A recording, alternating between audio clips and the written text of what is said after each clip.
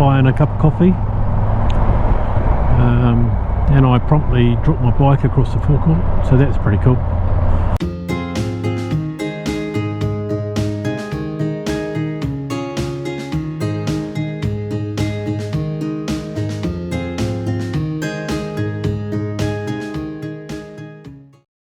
Good morning and welcome back to the channel. The next few videos are going to be of an event that I'm going to called the TT2000. It's an event I've done a couple of times already. So now it's just a matter of pack up my bike, get going, show you on a map where the next few days will take us. Today we're meeting up with Marty and we're going down to a place called Fairley, staying there the night, and then tomorrow heading down to Gore, which is where the event's starting. From there it's the event, which is a long distance motorcycle event. You've got to cover 2,000 kilometres in the space of 48 hours. You have to get a whole lot of photos and stuff along the way, but a lot of you may already realise this. Let's get going with it.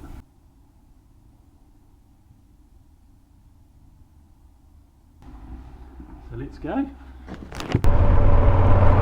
So back in about September or October, they released where the checkpoints are for this event. Now the checkpoints, you don't have to do all of them. You just decide on where you want to go. The stipulations are to complete the rally is that you have to complete 2,000 kilometres in the 48 hours from 12 o'clock Friday to 12 o'clock Sunday. And along the way you have to take photos. The photos are worth a certain amount of points, and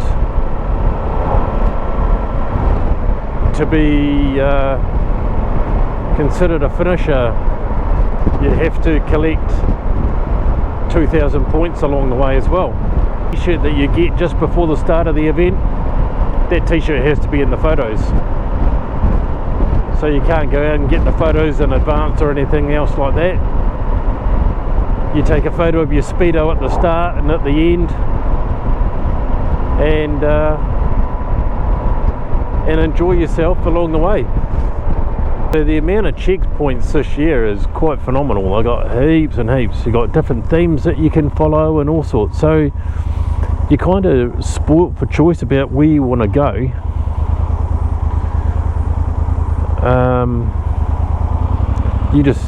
They pretty much cover the entire South Island, so you just decide where you would like to go. Roads you haven't been down, or roads you have been down, you prefer a little bit of familiarity in your riding, or you want to go to places you haven't been. Mine's I guess a bit of a mixture. I mistakenly booked accommodation for Saturday night, and these days most of the time whenever you're booking any accommodation or anything, it's always like you can change dates or whatever, but I didn't realise until after I'd booked it you couldn't make any changes.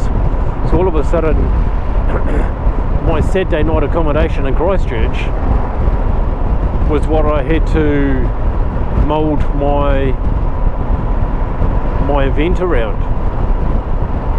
I ended up changing what I was going to do about 3 times just so that I could end up in Christchurch. I mean, I could have just cancelled the booking, taken the hit of about $140, but I thought, well, if I can do the event and still end up staying in Christchurch on Saturday night, then I'll do that, and that's what I've done. Still going to get to go to a few places that are pretty nice, get some great scenery. The forecast that we have when we're heading down is for quite a bit of rain. There's a front coming up the country and we're going straight into it. So I don't know how much footage we'll get as we head down. Try and get some, but it's not going to be very pretty, I don't think.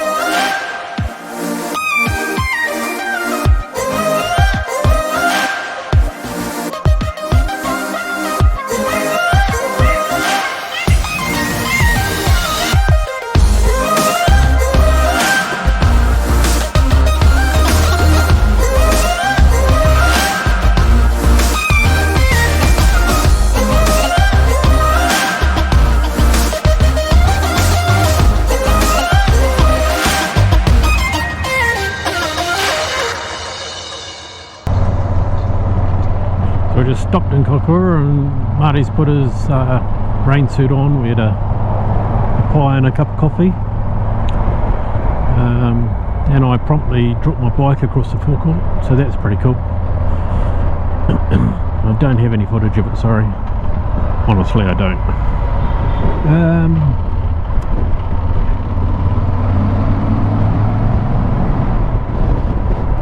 The rain is threatening something chronic down that way, and that's exactly where we're heading. We will see how things go.